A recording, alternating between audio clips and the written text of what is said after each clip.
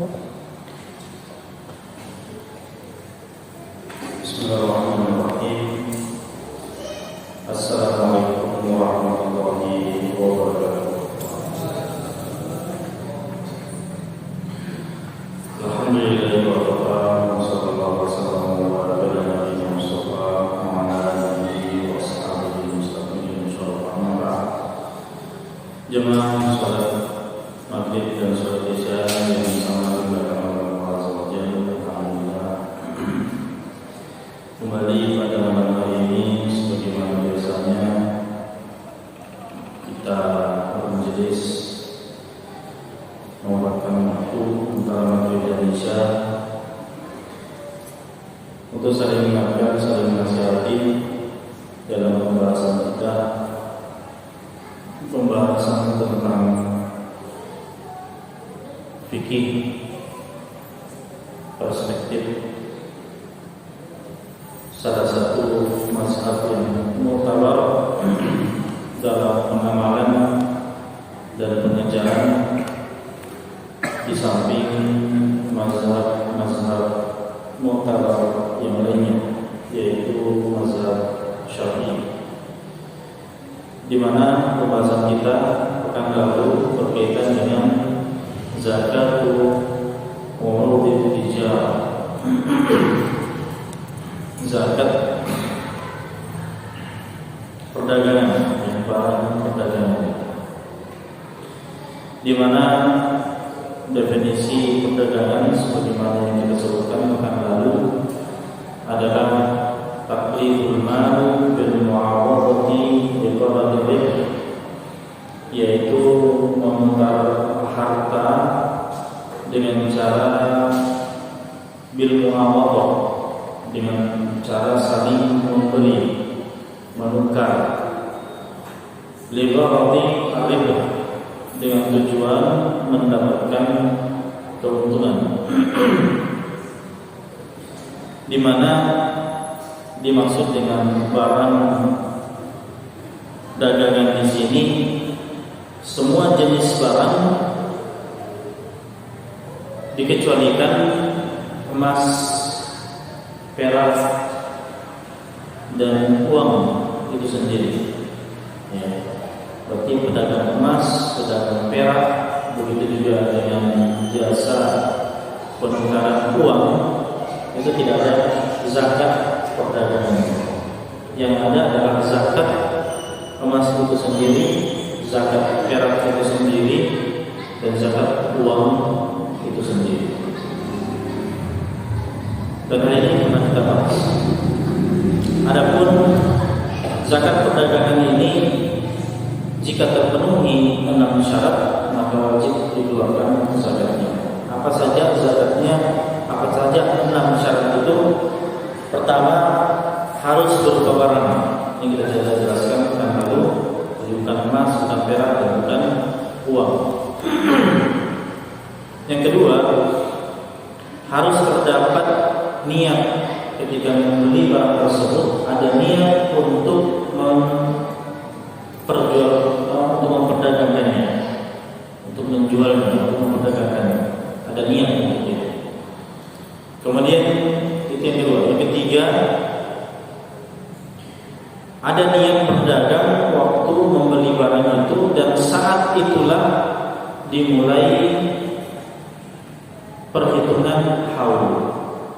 Ya, jadi kapan membeli barang dan ada niat untuk menjual, maka dia sudah mulai berhitung 1 tahun ke depan. Ya, 1 tahun ke depan.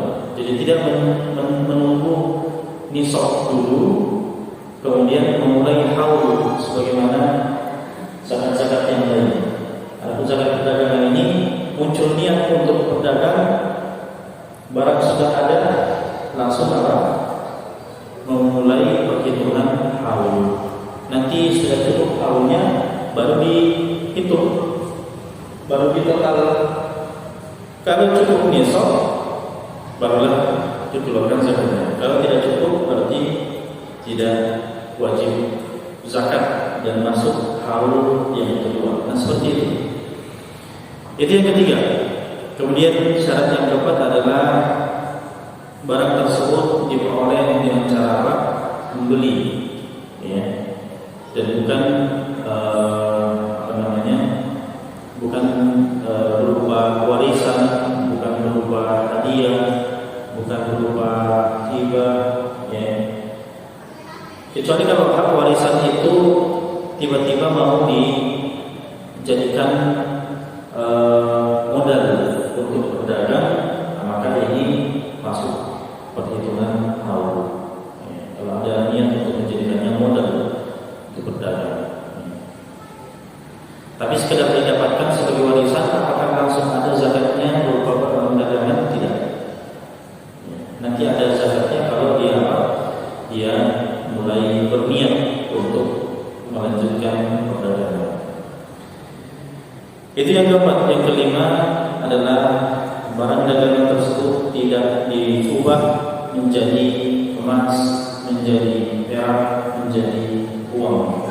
Ya, kalau diubah menjadi emas, perak dan uang, maka dilihat nanti apakah ketika diubah menjadi emas cukup nisabnya, diubah menjadi uang, diubah menjadi perak cukup nisabnya, ya, atau diubah menjadi uang apakah cukup nisab? Kalau cukup nisab, maka melanjutkan haul yang sudah berjalan. Kalau tidak cukup nisab, kalau nisabnya tidak cukup 85 gram emas misalnya, maka kita katakan haulnya tidak berlanjut. Ya, haulnya tidak berlanjut. Menunggu sampai nisabnya cukup, kemudian mulai haul yang baru. Ini yang kelima. Dan yang keenam, harus tidak berniat untuk menyimpan. Ya, kapan dia beli barang, walaupun niat awalnya untuk menjual, tapi di pertengahan haul dia kemudian berniat untuk menyimpan barang tersebut, tidak menjualnya, dia pakai sebagai pribadinya, maka kita katakan tidak wajib zakat perdagangan. Nah, inilah 6 syarat. Jika terpenuhi, maka dikatakan barang perdagangan itu wajib zakat. Ya. Wajib zakat kapan? Ketika mencapai nisab. Nah, nisabnya berapa? Ya, nisabnya kalau emas 85 gram emas. Ya, berapa harga emas pada saat itu? Jadi misalnya haulnya sudah berlalu, sudah cukup 1 haul perdagangannya, dia sekarang mentotal semua barang dagangannya itu beserta dengan modalnya, beserta dengan kalau dia punya piutang, ya, ada orang ambil barang belum dibayar, dihitung juga. Ya, kalau memang mudah piutang itu untuk dicairkan, kemudian kalau dia punya utang dia kurangi, ya, atau dia punya kerugian dia kurangi. Nah, seperti itu, dia total semua. Setelah ditotal, dilihat apakah mencapai nisab. Ya, dia terserah mau pakai nisab emas atau nisab perak. Kalau dia pakai nisab emas, berarti seharga 85 gram emas. Yes. Dia lihat harga emas pada saat itu berapa.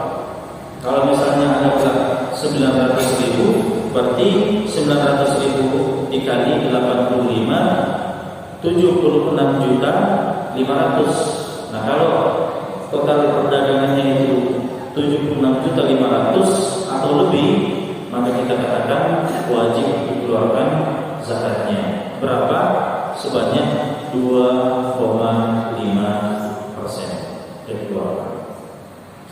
Tapi kalau misalnya tidak cukup, ya, berdasarkan nisab emas, tidak cukup nisab emas, maka tidak wajib zakat. Tapi kalau dia misalnya berdasarkan nisab perak, ya, yang 596 gram perak, yang kalau misalnya harga 1 gram itu 15.000, maka uang sekitar 8 juta, ya, itu sudah wajib zakat. Jadi kita terserah mau pakai nisab emas atau nisab perak. Baik. Saya kira sampai di situ pembahasan kita yang lalu, sekedar mengulangi saja karena sebentar kita akan mengadakan praktek untuk lebih memahami lagi zakat perdagangan ini. Sebelum kita masuk pada praktek, saya mau menyelesaikan beberapa faedah. Ada beberapa faedah di sini yang tersisa, penting untuk kita sebutkan juga. Pertama, jemaah sekalian, tadi kita jelaskan bahwasanya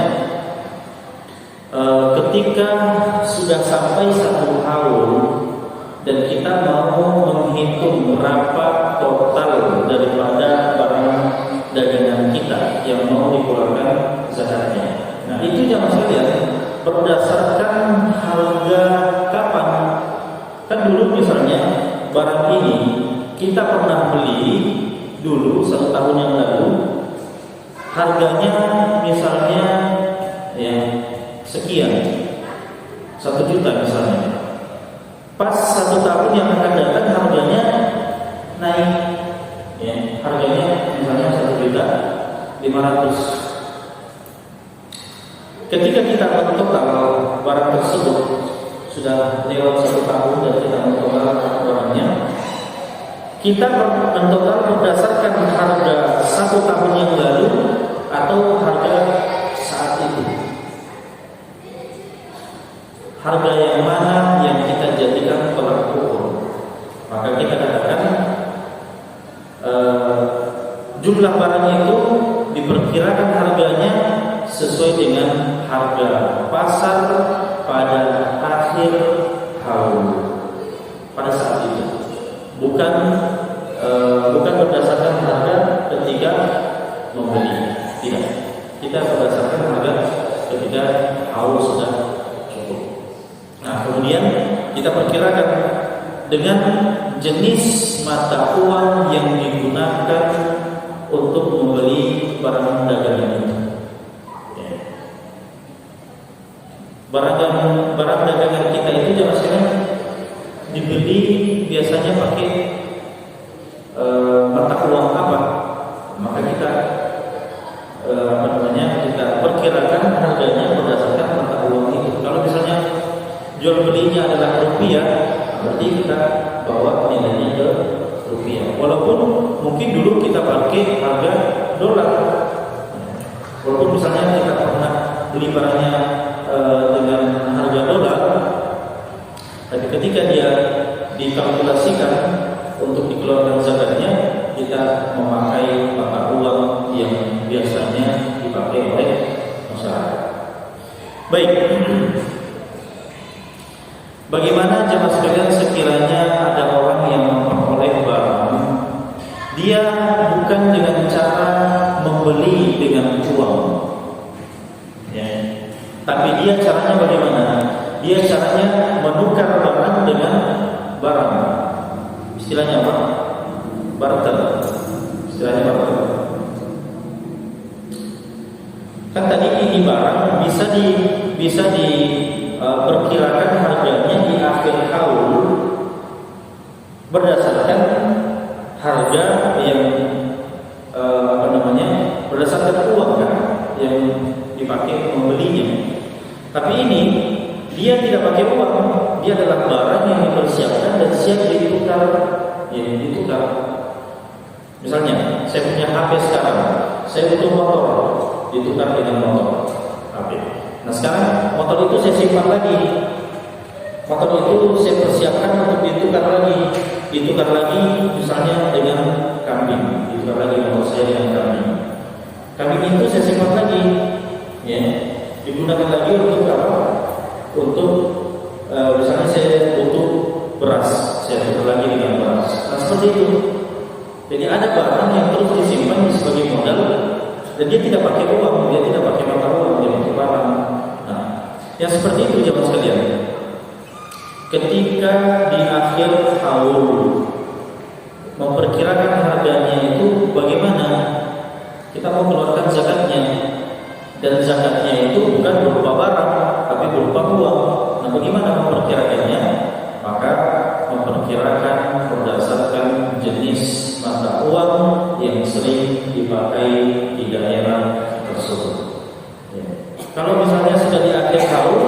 dan barangnya berupa motor misalnya, maka dia hargai motor itu. Motor ini yang harganya sekarang kisaran 10 juta.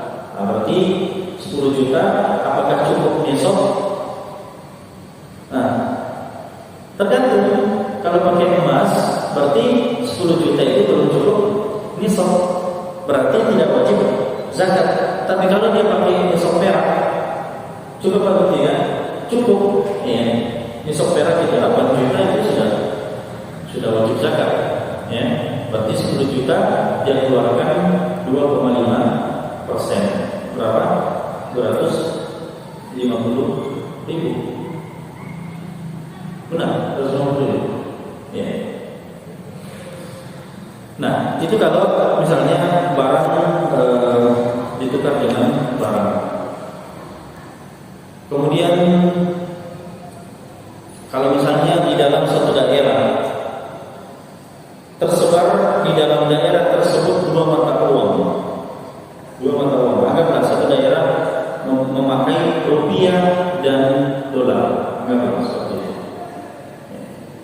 Nah, sekarang barang dagangannya itu ketika dia mau mengkalkulasi barangnya ini berdasarkan mata uang rupiah atau mata uang dolar.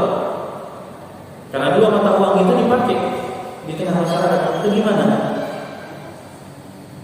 Nah, maka kita lihat mata uang yang mana yang kira-kira lebih cepat mencapai nisab. Kalau misalnya dolarnya mencapai nisab, rupiahnya tidak mencapai nisab, kita katakan dia keluarkan berdasarkan dolar. Kalau misalnya rupiahnya mencapai nisab dan dolarnya tidak mencapai nisab, maka dia keluarkan dalam bentuk rupiah. Jadi dilihat dua mata uang itu mana yang mencapai nisab, maka itulah yang dia gunakan. Baik.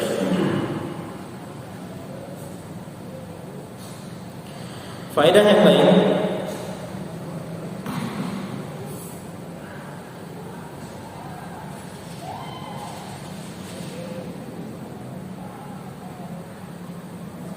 bagaimana dengan orang yang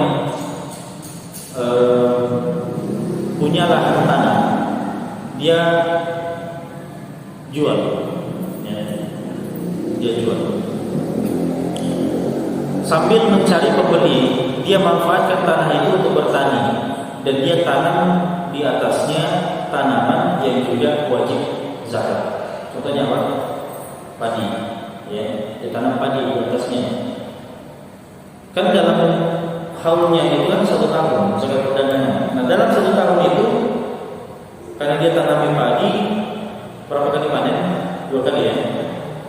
2 kali panen. Itu gimana zakatnya? Apa yang dikeluarkan? Zakat pertanian atau zakat perdagangan? Kita katakan dua-duanya. Dikeluarkan dua-duanya. Ya. Setiap dia panen dia keluar. Kalau mencapai nisab barang, kalau dia mencapai nisab hasil pertaniannya, dulu berapa? 300 sok, 5 wasak, ya, 300 sok.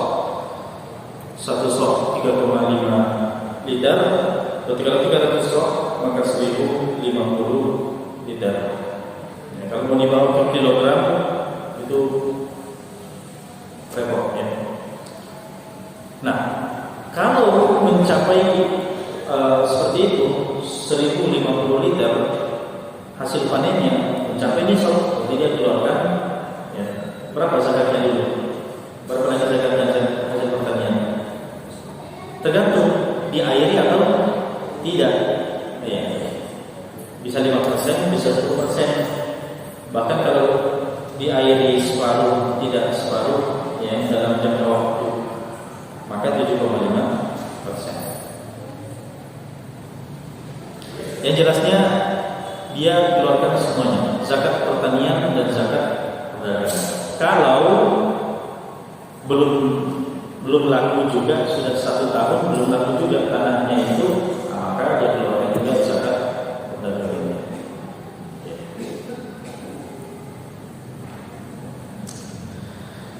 Dulu kita juga pernah membahas sama sekalian orang yang beternak, ya, peternak kambing misalnya, itu gimana?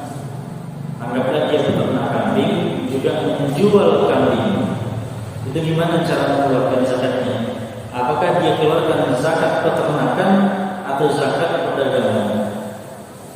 Dua-duanya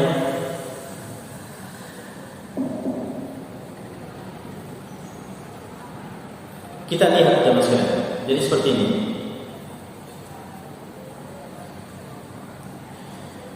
Kalau memang dia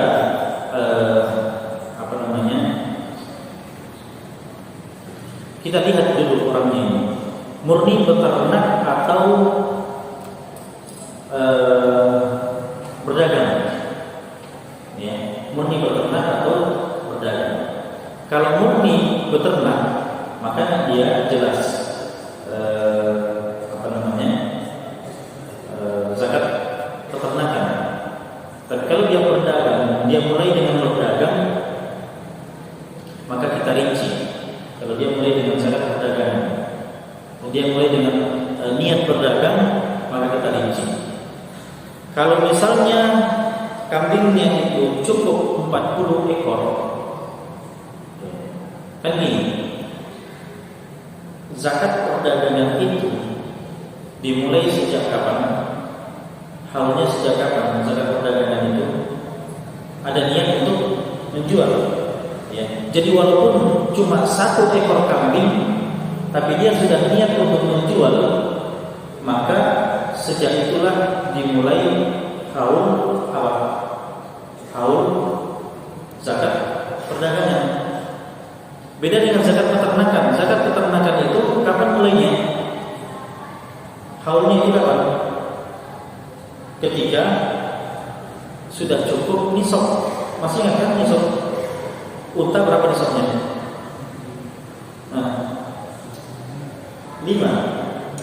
5 unta.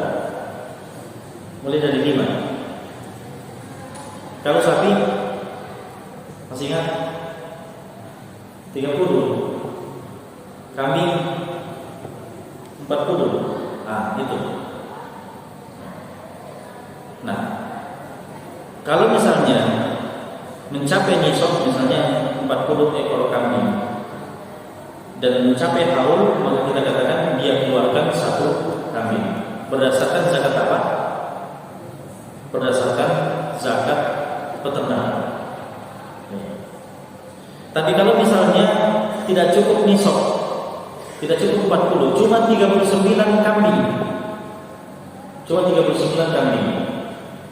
yang dia perdagangkan, maka kita katakan 39 kambing ini, jemaah sekalian, berapa harga kambing sekarang? Biasanya kambing itu kan nisab itu, nisab perdagangan kan emas, kita pakai emas kan 85 gram emas. 85 gram emas itu kalau harga emasnya 900, berarti 76 juta. Berapa? 500 ya. 76 juta 500. Nah, 39 ekor kambing. 76 juta 500 dibagi 39 sama dengan 1.961.000. 1.961.000. Segini harga kambing atau 2 juta. Sekitar itu ini. Ya. Ini kambing besar kecil. Sedang ini. Standar ya. Ya. Apalagi kalau 2 juta. Berarti harga-harga segini saja sudah cukup nisab, ya. Kalau 39 ekor kambing, apalagi kalau harga-harga 2 juta, itu melebihi nisab. Maka kita katakan kalau kurang dari nisab peternakan, kan nisab peternakan tadi 40 kambing kan. Nah, ini kambingnya cuma 39. Maka kita katakan dia keluarkan zakat apa? Zakat apa sekarang? Perdagangan, bukan zakat ternak. Kalau zakat ternak bedanya juga. Kalau zakat ternak dia keluarkan berupa kambing. Tapi kalau zakat perdagangan berupa apa? Berupa uang. berupa uang. Nah, seperti itu jamaah sekalian yang dirahmati Allah. Nah, sampai di sini faedah-faedah yang ingin kami sampaikan. Selanjutnya kita masuk pada praktek, ya. Praktek untuk menghitung zakat perdagangan. Saya butuh satu orang bantu tuliskan, siapa yang bisa? Yang bagus tulisannya. Nah, siapa? Silakan. Tulisan saya kurang bagus. Silakan, siapa yang bisa bantu dulu? Nah, ya silakan.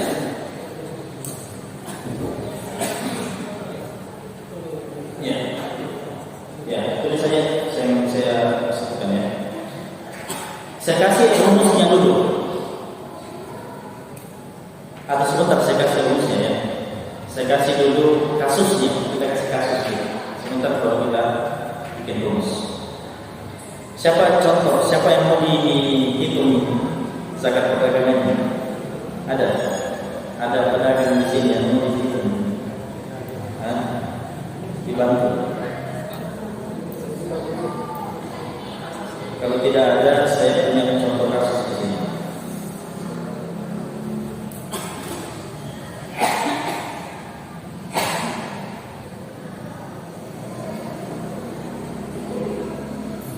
Kasusnya seperti ini.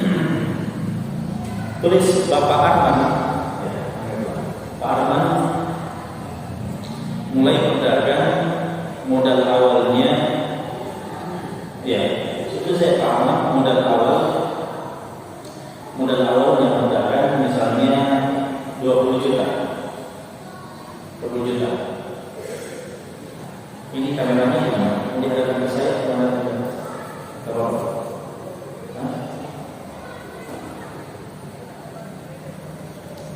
Modal awal berapa? 20 juta. Kemudian dia mulai berdagang, keuntungannya itu setiap bulan. Jangan ikuti semua kata-kata saya. Saja intinya. Ya. Jadi dia berdagang dan keuntungannya per bulan bersihnya. Keuntungan bersih sebulan per bulan ya maksud saya itu berapa? Anggaplah bersihnya itu 5 juta. Keuntungan bersih per bulan dari usahanya itu adalah 5 juta. Nah ini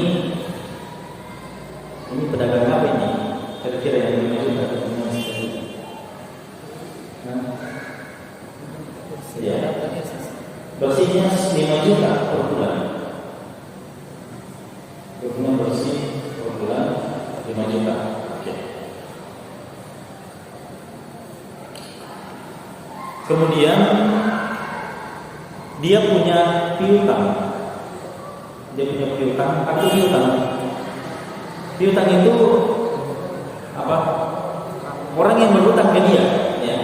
Orang yang berhutang ke dia, artinya dia mau menagih. Jadi pernah bilang ada orang yang ambil barang sama dia. Misalnya piutangnya itu 5 juta juga. Artinya piutang yang bisa cair, yang mudah ditagih, bukan piutang yang sudah lari. Ya. Ada orang ambil barang, dicari, sudah tahu kemana orangnya, sudah hilang. Orang yang seperti itu piutang jangan sudah hilang, tidak usah dihitung. Maksud kita piutang di sini yang gampang dicairkan, yang gampang ditagih. Ya. Nah itu 5 juta.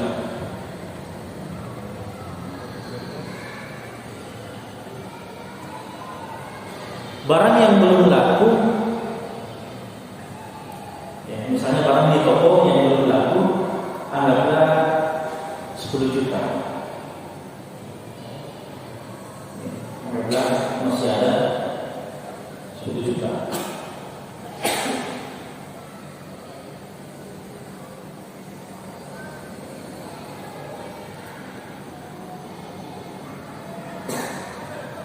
Kemudian karena di tengah aktivitas perdagangan. Kan namanya utang piutang itu biasa ya. Karena kita sebagai pedagang juga tidak selamanya kita memberi hutang, tapi kadang kita juga yang berhutang. Nah, anggaplah Pak Arman ini punya hutang juga, punya hutang sama orang misalnya 3 juta. Dia punya hutang berapa? 3 juta.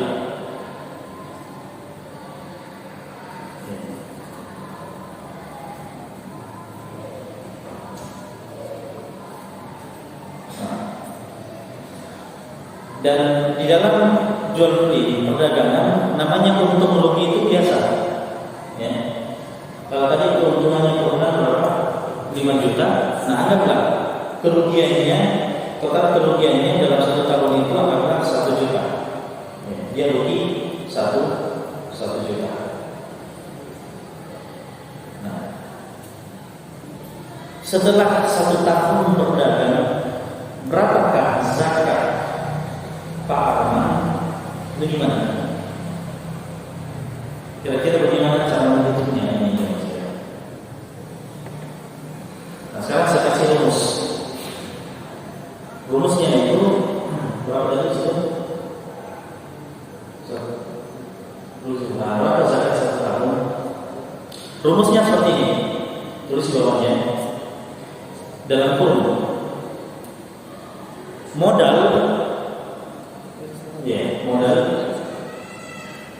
tambah keuntungan, modal tambah keuntungan di sini ya, keuntungan bersih, ya, bukan keuntungan kotor. Kan kotornya itu biasanya masuklah keuntungan pribadinya dalam sebulan, keuntungan keluarganya. Maksud kita keuntungan di sini keuntungan bersih, ya, itu saja keuntungan bersih. Itu yang kita bahas tadi, keuntungan bersih. Kemudian ditambah sisa barang yang belum laku, sisa barang yang belum laku. Kalau ada, ya, kalau ada.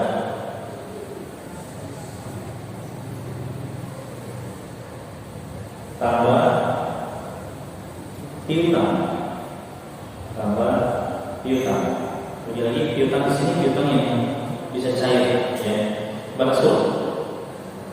Nah, terus di bawahnya lagi dalam kurung hutang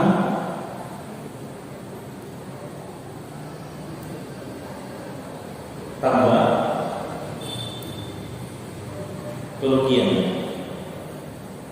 hutang ditambah kerugian. Nah, balas turun. Nah, antara di atas dan yang di bawah ini yang sekarang diadakan apa? Pengurangan, ya. Dan untuk tarik garis seperti ini, tarik garis panjang sampai sini, dan di bawah ya, garis panjang, nah kurang. Ya. Nah, sekarang kita tuliskan dengan sekalian. Modalnya tadi berapa? Aku tulis di bawah dari sini. Ya. Berarti modalnya berapa tadi? 20 juta. Terus 20 juta. Hasilnya kapitalnya berapa? 20 juta. Nah, keuntungan bersihnya per bulan tadi berapa? 5 juta. Nah, ini kan perdagangan selama satu tahun. Berarti 5 juta dikali 12. Ya. Berarti berapa? Berarti 60 juta tambah 60 juta.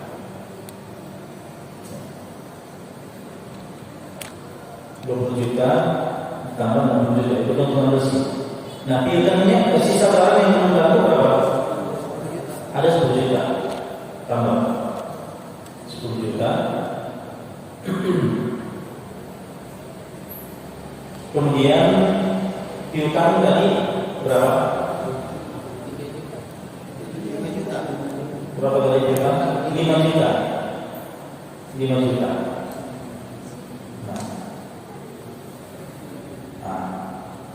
Sama dengan itu jumlahnya berapa semuanya? 20 tambah 60 95, tulis 95 juta. Bisa mesti paham.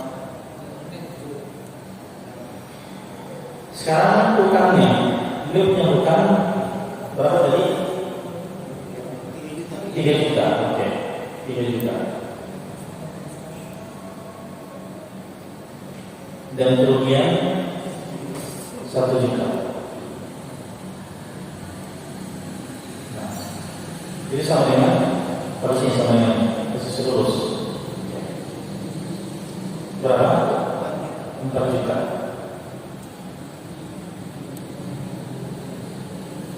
Nah, sekarang dikurang, ya, 95 juta dikurangi 4 juta. Berapa? 91 juta. 91 juta. Sekarang yang sekalian, 91 juta cukup nisab atau tidak? Nisab kan 85 gram emas.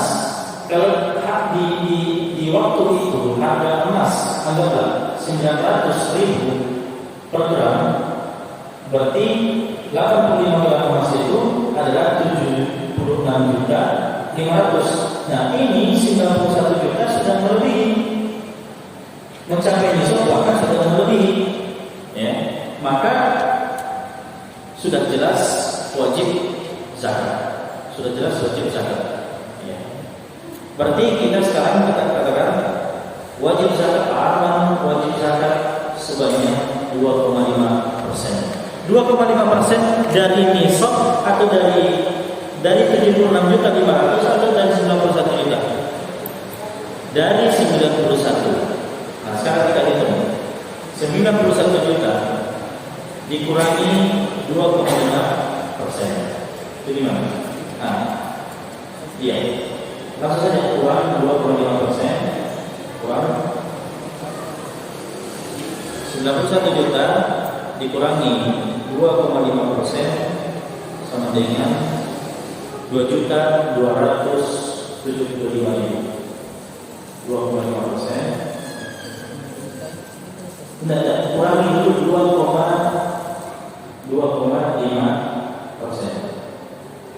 sama dengan 2.275.000. Itulah kemudian zakat perdagangan dari Pak Adnan. Kira-kira paham di sini. Setelah dia keluarkan zakatnya, tahun berikutnya masuk haul baru.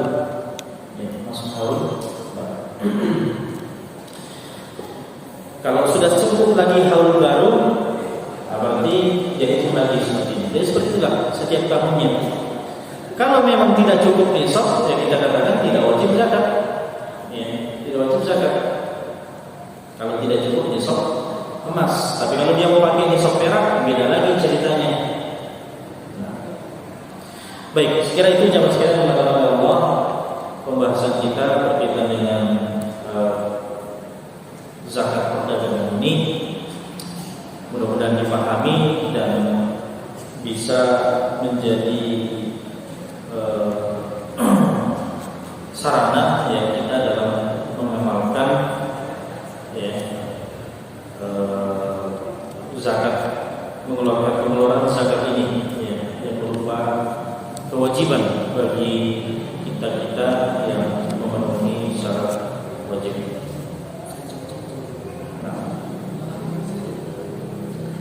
Ini jenis perdagangan apapun ya, ini kita bisa pakai caranya. Nah, silakan yang mau diskusi, ada yang mau ditanyakan, silakan. Berapa menit lagi? Ya, silakan. Kita ada yang ditanyakan. Betul?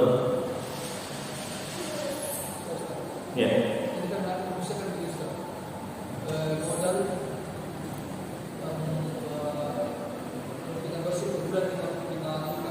Sekarang pertanyaan, misalnya kalau kebutuhan bersih klasik, Dia kan fluktuasi dia, kadang 2 juta sebulan, kadang 2 juta.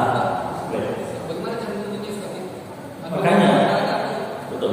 Makanya sebagai pedagang itu kita punya pembukuan, ya. Kita punya pembukuan paling tidak setiap lewat 1 bulan kita hitung berapa keuntungan 1 bulan, totalnya, berapa kebutuhan kita yang kita pakai. Nah, bersihnya itu yang kita catat.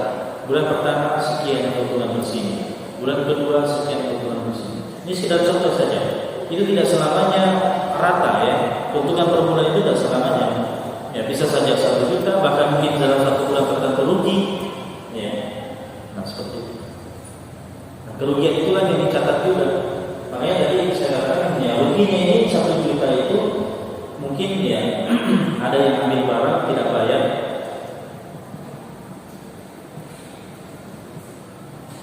Makanya jamaah sekalian, sebagai seorang pedagang itu bukan cuma modal materi dan semangat, tapi juga ada modal ilmu.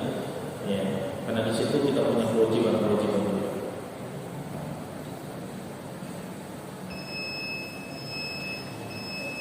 Masih ada? Atau sudah jelas? Pekan depan mungkin kita akan mencoba untuk sebenarnya di sini sudah selesai ya, zakat mal ini sudah selesai sampai di sini. Tapi masih ada pembahasan zakat mal yang sifatnya kontemporer. Kalau ini sifatnya klasik, sudah dibahas oleh para ulama dahulu. Yang sifatnya kontemporer itu bagaimana? Bagaimana dengan saham? Zakatnya saham. Ya. Bagaimana zakat profesi? Apakah memang ada zakat profesi itu? Kalau ada, bagaimana cara menghitungnya? Ya. Nah, itu semua adalah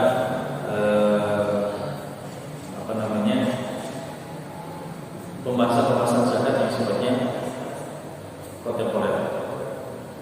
Nah, barakallahu fikum wa jazakallahu